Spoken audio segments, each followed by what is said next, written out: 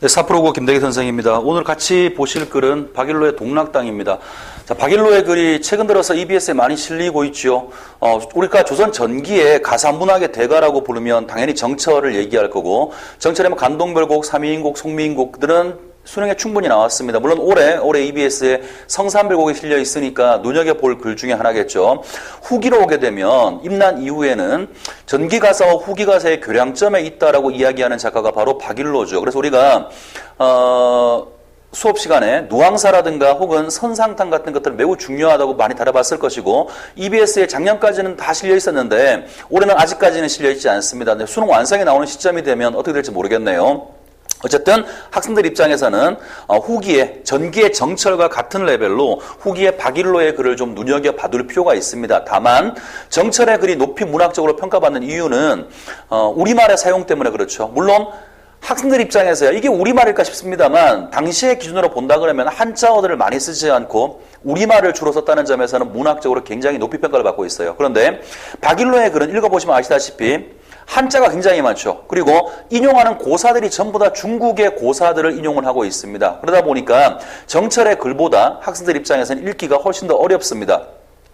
EBS에 실려있는 동락당은 전체 글 중에 아주 일부분이 실려 있습니다. 여러분 아마 틀림없이 저랑 수업 시간에 전문을 한번 다 볼 기회가 있을 겁니다. 뭐 전문 전체가 다 수능에 나올 가능성은 없겠습니다만 전체 맥락이 어떻게 흘러가는 글인지는 여러분이 충분히 알고 있어야 짧게 나온 이런 글들을 보더라도 이해가 조금 좀 빠르지 않을까 싶어요. 어쨌든 오늘 수업은 EBS 교재에 실려 있는 만큼 그만큼만 갖다 놓고 해설을 해보는 방향으로 가보겠습니다. 하기 전에 여러분들한테 이제 이 글을 독해할 때 어떤 부분을 주의할지를 몇 가지 말씀을 드리죠. 첫 번째, 중국 사람들이 많이 인용이 되어 있습니다. 안증인이 뭐니 막 나와 있는데 참고서 같은 걸 보면 이거는 공자의 몇 번째 제자로서 뭐 했던 사람들이고 다 쓸데기 없습니다. 그딴 거 알 필요 없어요. 그냥 이게 공자의 제자구나. 제가 설명할 때 그냥 퉁쳐서 얘기할 겁니다. 그 정도 이해하시면 충분한 거니까 세세하게 이게 무슨 나라, 무슨 사람이고 뭐 했던 사람이고 알 필요 없어요. 그 다음에 두 번째, 성산별곡 공부해 보신 분들은 아실 텐데, 자, 거기 서술어가 나올 때 이게 김성원을 이야기하는 건지 아니면은 화자를 이야기하는 건지 좀 애매한 부분이 있었죠. 헷갈리는 부분들이. 이것도 마찬가지입니다. 이것도 서술어를 잘 보셔야 돼요. 해석에 나가시면서 서술어를 잘 보시는데 그 서술어의 주어가 박일로 화자인지 아니면은 이연적인지 그 두 가지를 나누어서 보셔야 됩니다. 자, 이 글 전체의 이야기는 이런 겁니다. 박일로가 계속 이연적이라고 하는 유학자를 사모했어요. 이 사람은 이미 돌아가시고 없는 분입니다. 마음속에 자기가 존경하는 사람으로서 이연적이 있었고, 자, 이연적이라는 분이 나중에 벼슬에서 물러나서 시골에 은거에 있을 때 지었던 정자가 동락당이라고 알려져 있어요. 단순하게 경치를 감상할 목적으로만 지은 것은 아니고 거기서 경치들을 감상하면서 후학들을 양성하던 곳으로 알려져 있습니다. 그래서 박일로라는 분이 계속 그곳에 대해서 흠모하는 마음이 있었어요. 한번 가봐야 되겠다. 그러다가 자, 이런 기회에 요글이 바로 그런 거죠. 이런 기회에 박일로 이분이 이연적이 지은 동락당에 와 보게 됩니다. 그래서 글 전체의 이야기는 두 가지 부분으로 나누어진다고 생각하시면 돼요. 일단 하나는 동락당 주변에 아름다운 경치에 대한 묘사가 있을 겁니다. 당연히 그렇겠죠. 그 다음 두 번째는 그 속에서 학문의 뜻을 펼쳤던 이연적에 대한 그리움 혹은 이연적에 대한 흠모가 나와 있을 거예요. 그런 것도 여러분들이 따져나가시면서 공부하시면 어렵지 않게 해결할 수 있을 거고요. 좀 생소한 글이긴 합니다만 올해 EBS에 실려있는 부분들은 거의 대부분 다 현대어로 풀어진 상태라서 이게 뭘 의미하는 거구나 간단하게만 캐치를 하시면 크게 어려움 없이 읽어나갈 수 있을 거라고 생각을 합니다. 자, 그러면 첫 번째 부분부터 같이 한번 보면서 필요한 부분들 설명을 해드리도록 할게요. 짧은 글이니까, 실려있는 건 짧은 글이니까 글 전체는 길어요. 짧은 글이니까 집중하시고 한 10분, 20분 정도 잘 집중하시면 분명히 머릿속에 잘 정리가 될 겁니다. 자, 일단 한번 제가 읽어보도록 하죠. 푸른 담장이를 헤치고 동락당을 지어내니 그윽한 경치는 견줄 데가 전혀 없네. 자, 일단 하자가 앞부분이 지금 생략되어 있고요. 동락당 이야기를 먼저 하죠. 동락당. 자, 뭐뭐를 해치고 이 동락당을 지어내니까 그 동락당의 경치가 비교할 데가 전혀 없다. 일단 제일 첫 번째는 동락당의 경치를 예찬하면서 이야기를 시작하고 있습니다. 한 줄 더 보고요. 수많은 대나무 신에 따라서 둘러 있고, 자, 동락당 주변에는 대나무가 있답니다. 여기까지도 경치에 관한 이야기죠. 자, 이제 그 다음 부분을 보셔야 돼요. 미리 말씀드리면 상상하는 겁니다. 실제로 본 게 아니에요. 이 장면은 상상하는 거니까 주의해서 보셔야 됩니다. 일단 읽고 설명을 드리죠. 자, 만건서책은 내 벽에 쌓여 있으니, 이거 아마 본 거겠죠. 요거까지는 동락당의 내 벽에 책들이 많이 쌓여 있답니다. 만건서책이 쌓여 있으니 왼쪽에는 안증이 앉아 있고 오른쪽에는 유하가 앉아 있는 것 같다. 자, 왼쪽에는 안증, 오른쪽에는 유하. 서책을 벗삼으며 시 읽기를 일삼아 한가로운 가운데 깨우친 것을 혼자 즐기도다라고 얘기했어요. 자, 보시면 여기 동락당에 안증이 앉아, 왼쪽에는 맞죠? 왼쪽에는 안증이 앉아 있고 오른쪽에는 유하가 앉아 있다라고 얘기했는데요. 공자의 네 제자를 이야기하는 겁니다. 안증이 두 명이에요. 두 명. 안 누구누구하고 증 누구누구야. 그러니까 아까 드렸던 것처럼 이게 누군지 외우는 건 전혀 의미가 없어요. 이거는 전부 다 공자의 제자들이 앉아 있는 것 같다라고 표현했어. 그런데 이 사람들을 원래 가르친 사람이 공자인 거죠. 자, 동락당에 와보니까 내 벽에 다 책이 쌓여져 있어. 하자 생각에는 상상을 한 거야. 옛날 공자가 자기 제자들을 앞에 놓고 뭔가 학문의 진리를 강의하던 그때 모습을 이 동락당에서 상상한 거야. 그렇다면 여기 매칭될 수 있는 것은 공자하고 매칭될 수 있는 것은 이현적이겠죠. 그죠? 자, 이현적이라는 분이 마치 공자처럼 여기 지금 나와 있는 요 공자의 제자들은 이현적의 제자들을 얘기하는 거예요. 이현적의 제자. 자, 이현적이라는 분이 이 아름다운 경치의 동락당에서 제자들을 모아놓고 마치 공자가 했던 것처럼 제자들을 모아놓고 학문의 진리를 깨우치고 그 즐거움을 혼자 즐기고 있었구나라고 상상한 겁니다. 다시 얘기해요. 본 거 아니에요. 본 거 아니라 상상한 겁니다. 동락당이라고 하는 그 정자에 와서 이현적이 예전에 과거에 제자들을 가르쳤던 그 모습을 공자에 비유해서 표현하고 있는 겁니다. 자, 이제 마지막 한 줄. 동락, 이 이름의 뜻에 맞는 줄. 그 누가 알리라. 동락의 뜻이 뭐겠어요? 혼자 즐거움을 즐기다. 이런 거죠. 그러니까 여기 와 보니까 알게 됐어. 이현적이라는 분이 제자들을 가리키면서 그 속에서 학문의 진리를 깨우쳐서 이곳에서 혼자 즐기고 살았구나. 뭐를 학문의 진리를. 그래서 정자의 이름도 동락이라고 지은 것이구나까지가 일단 교재에 실려있는 첫 번째 단락입니다. 어려울 거 없죠, 그죠? 제일 처음에 동락당에 가서 아름다운 경치를 예찬을 한번 해주고, 그 다음에 그 동락당의 모습을, 예전의 모습을 상상하면서, 이게 아마 이름을 이런 이유 때문에 동락이라고 지은 것이구나. 여기까지가 한 단락의 이야기예요. 자, 다음 단락으로 건너갑니다. 자, 다음 단락으로 가서 또 설명을 해보죠. 사마온공 동락원이 아무리 좋다고 한들, 그 속에 참 즐거움이 동락에 견주겠느냐. 자, 일단 표현 방식 먼저 얘기할까요? 별로 안 중요한 거지만 자꾸 물어보니까 얘기하는 거예요. 표현 방식은 일단 사마온공이라는 중국 사람이 벼슬에서 물러나서 지은 정자가 있는 모양이죠. 그게 아마 동락원인 모양입니다. 이름이 비슷하죠. 사마온공이라는 사람이 지은 동락원이라는 곳이 아무리 좋다고 한들 그 속에 참 즐거움이 동락에 견주겠느냐. 자, 요거하고요, 이현적이라는 분이 지은 동락당이죠. 동락당. 이것과 견줄 수 있겠느냐. 다시 말하면 얘보다 얘가 훨씬 더 낫다라고 하는 거죠. 그죠? 그래서 표현 방식은 비교의 방식 혹은 견줄 수 오냐 서리법을 통해서 동락당이 사마온공이 지은 동락원보다 더 낫다라고 이야기하고 있는 겁니다. 자, 다음 또 봅시다. 진경을 다 못 찾아서 양진암에 돌아들어. 자, 양진암. 하자가 제일 처음에 동락에 있었죠. 그죠? 동락당에 있다가 그 다음에 양진암으로 갑니다. 그래서 이 글의 시상 전개 방식 중에 하나가 장소, 공간의 이동이에요. 공간이 이동하면서 하자가 본 경치, 그 다음에 정서들을 나열하게 되는데 여기 앞단락에서는 동락당에 간 것이었죠. 동락당에 갔는데 보시면 진경을 다 찾지 못했다고 했어요. 진경의 원래 뜻은 아름다운 경치입니다. 동락당에서 그 주변의 경치를, 아름다운 경치를 다 찾지 못해서, 다시 말하면 아름다운 경치를 더 보고 싶어서 양진암으로 갔다, 이렇게 얘기해도 틀린 말은 아니고요. 또 의역을 해보자면 이 속에 뭐가 있냐면 동락당에서 이현적이 학문하던 모습을 봤어. 근데 나는 학문의 진리를 더 찾고 싶어서 동락당에 머물러 있지 않고 양진암으로 갔다라고 해석해도 틀린 말이 아닐 겁니다. 자, 어쨌든 진경을 다 못 찾아서 양진암에 돌아들어서 누가? 양진암에 돌아왔어. 누가?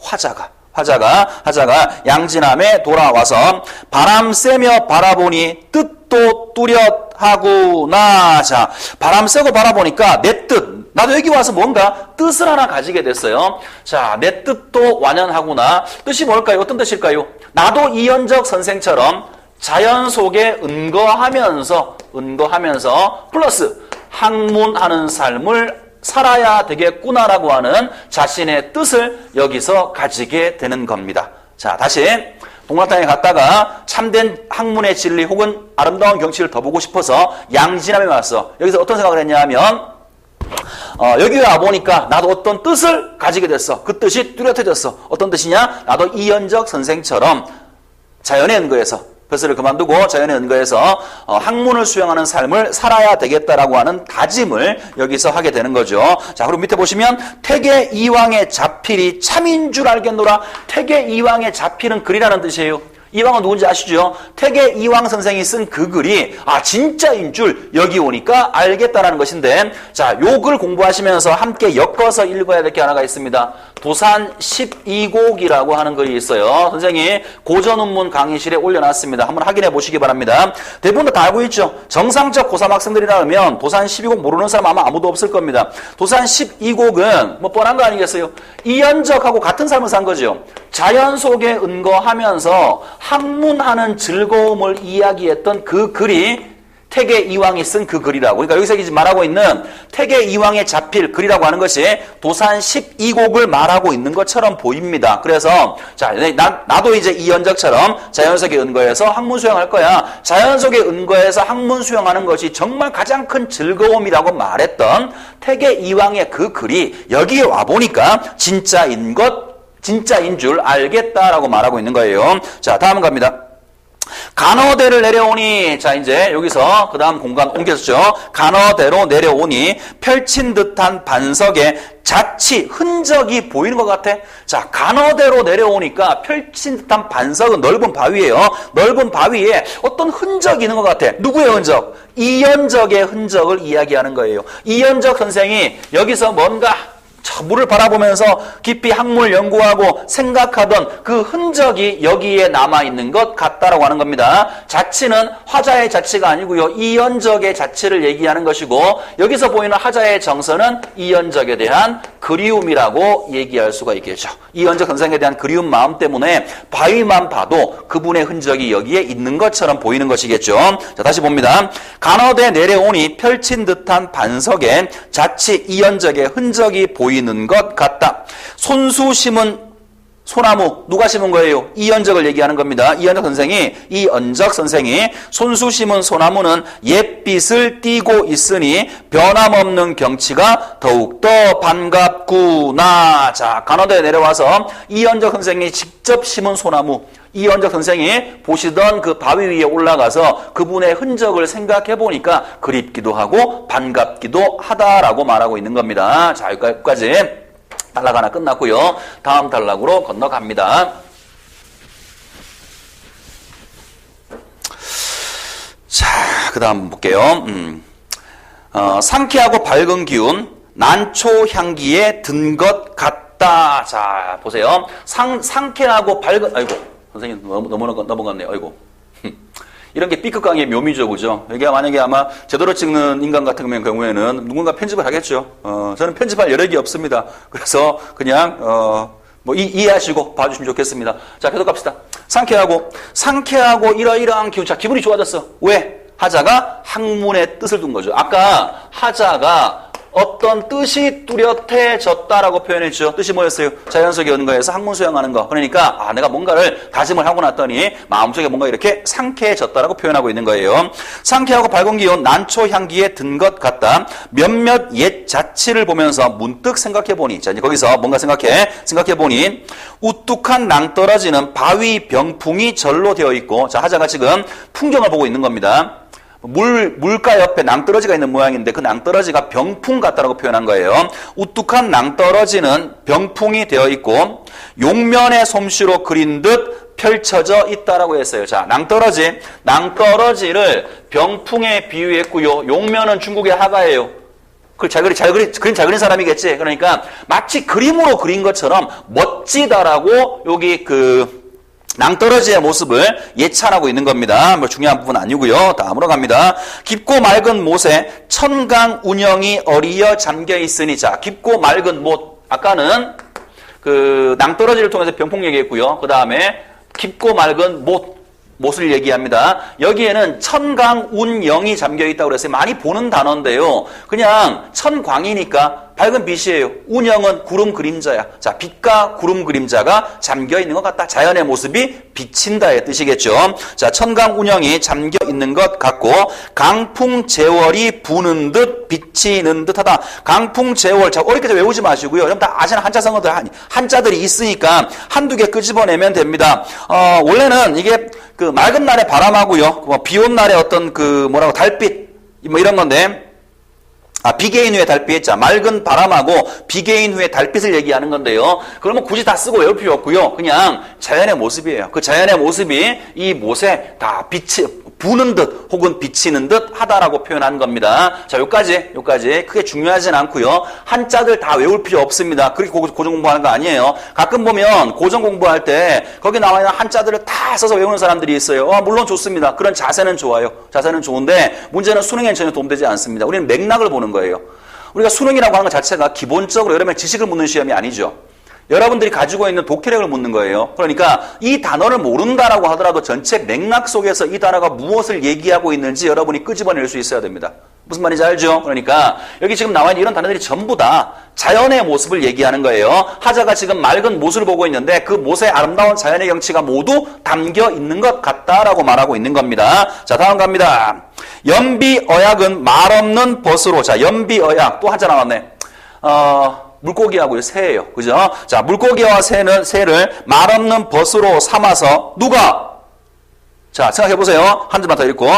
독서에 골몰하여 성현의 일을 도모하셨구나. 누가? 이연적이. 그죠? 자, 새와 물고기를 친구 삼아서 자연과 물화일체가 되어서 이 속에서 학문의 수양을 하는 삶을 사셨구나. 이연적의 모습을 이야기하고 있는 겁니다. 하자가 그랬다는 얘기가 아니고요. 이연적 선생이 그랬다라고 하자가 생각하고 있는 거죠. 그죠? 물가를 지금 바라보면서 이렇게 아름다운 자연의 모습이 이 못에 담겨져 있어. 아마 이연적 선생은 여기서 자연과 벗을 하면서 물화일체가 되어서 학문 수양을 하셨을 거야 라고 이연적 선생을 생각하는 것이니까 근본에 깔려있는 정서는 당연히 이것도 그리움이라고 말할 수 있을 겁니다. 자, 다음으로 갑니다. 맑은 신내 건너 낚시터도 뚜렷하네. 자, 별로 안 어렵죠, 그죠? 단락별로 끊어서 이게 무슨 말을 하고 있는지 맥락을 판단하시면 별로 어렵지가 않아요. 자, 계속 갑니다. 맑은 시내 건너서 낚시터도 뚜렷하네. 묻노라 갈매기야 옛 일을 아느냐. 자, 갈매기한테 뭔가 묻고 있어요. 일단 이거를 뭐 별로 그렇게 중요해 보진 않습니다만 청자한테 묻는 형식은 무조건 대화체죠. 이걸 대화라고 말할 수는 없습니다만 대화의 형식, 청자를 두고 대화의 형식으로 쓰고 있고요. 이런 부분을 보면 하자의 자연관의 일부를 알 수 있죠. 자연은 객체로서 우리와 분리되어 있는 것이 아니라 내가 쟤한테 뭔가를 물으면 쟤가 나한테 뭔가 답변해 줄 수 있다라고 소통이 가능한 그런 존재로 자연을 보고 있습니다. 자, 다시 읽어볼게요.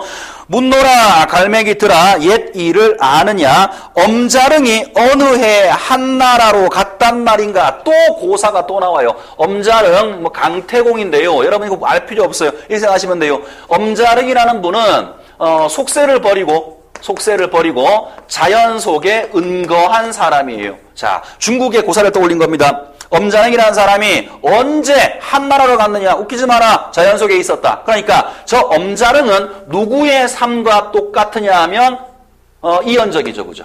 우리 이연적 선생도 더러운 속세를 버리고 자연 속에 들어와 살았어.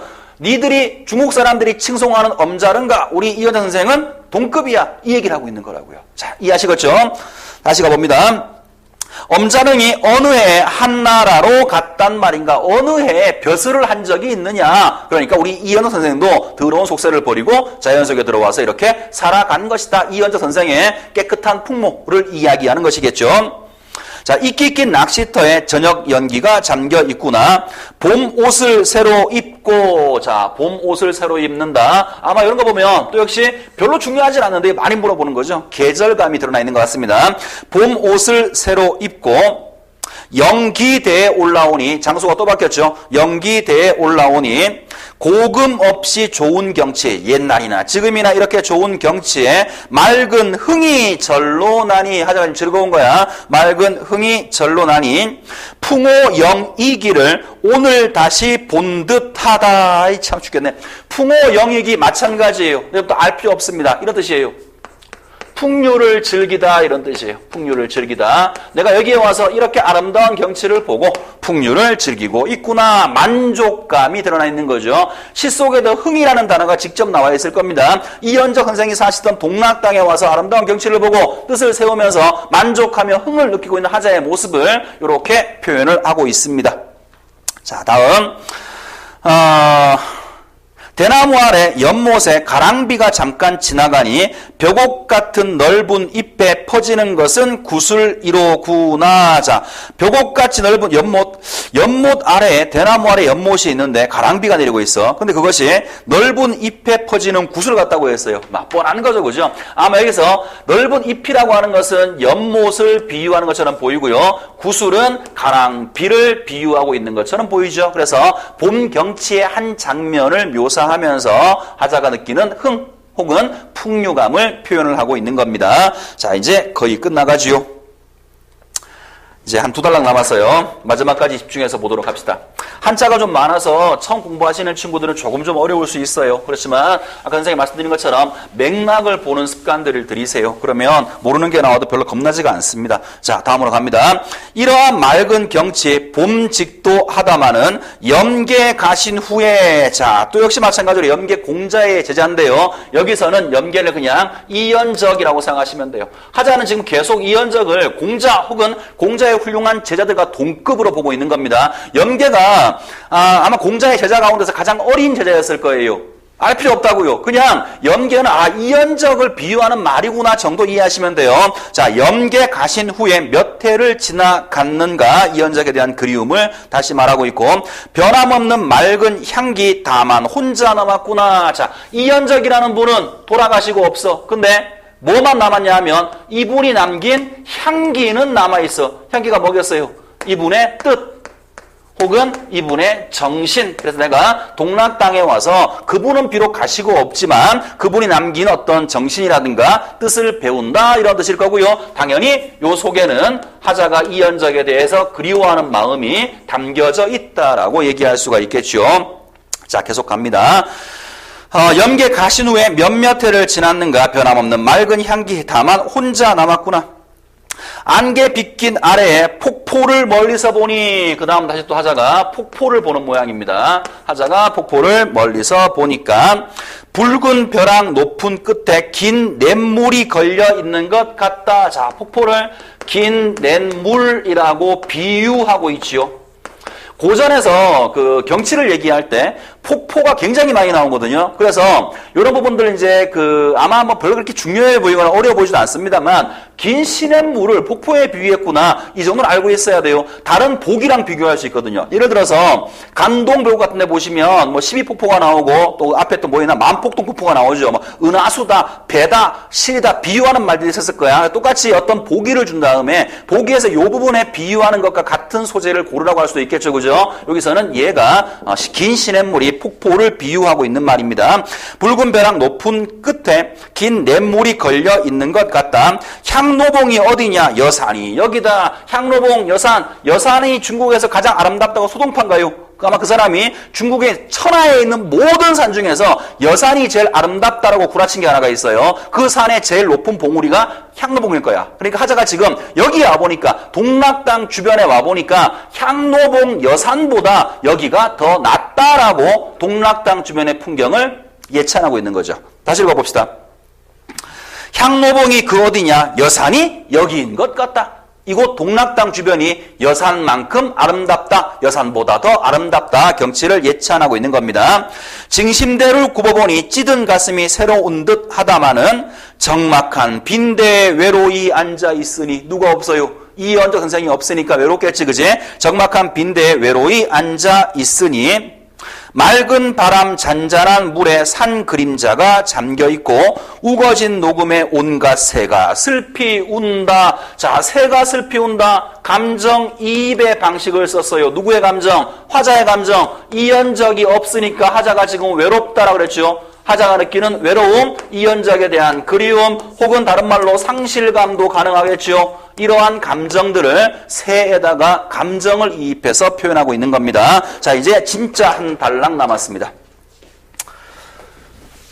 자, 읽어볼게요.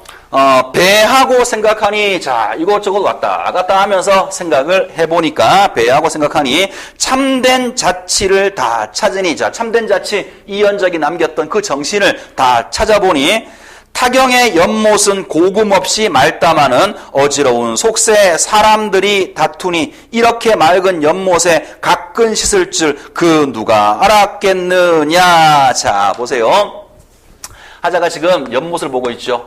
이 연못은 맑은 곳이지, 그지? 자, 맑다라고 얘기했고요. 그 다음에 이 연못 자체가 비유하는 것은 이연적이 지금 은거하고 있는 자연이겠죠. 아까 이 자연 속에서 하자가 느끼는 감정이 흥이었지. 자, 이거하고 뭔가 대비해서 속세의 모습을 이야기하고 있는 거예요. 자, 속세는 어지럽다라고 표현했죠. 이곳은 흥을 주는 곳이 아니라 어지러운 곳이에요. 그래서 이 부분에서 자연과 대비되는 속세에 대한 비판 의식이 드러나 있다라고 말할 수가 있고, 마지막 부분에 이렇게 맑은 연못에 자연 속에 가끔 씻을 줄 그 누가 알리. 가끔 씻는다. 아마도 요 말은 문맥을 보면 이렇게 아름다운 자연 속에 은거하다 그런 뜻이에요. 이런 거 그 누가 알았겠느냐? 이연적 선생만 알았어. 역시 이연적 선생의 이런 참된 풍모, 깨끗한 풍모 혹은 풍류를 아는 모습, 학문의 진리를 아는 모습, 기타 등등 뭐든 다 압축해서 그런 것들을 예찬하면서 이야기를 마무리했다라고 볼 수 있겠네요.